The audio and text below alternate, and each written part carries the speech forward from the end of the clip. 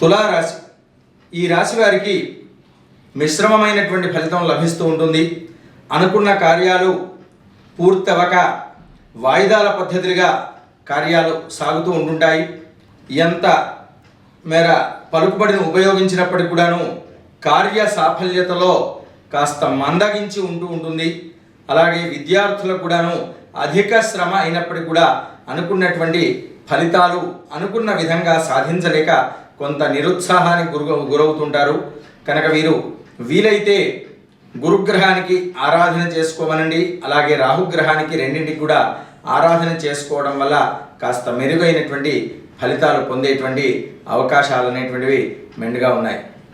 స్వస్తి ప్రజాభ్య పరిపాలయంతాం న్యాయేన మార్గేణ మహిం మహిషాః గోబ్రాహ్మణేభ్యః శుభమస్తు నిత్యం. లోకాః సమస్తాః సుఖినో భవంతు.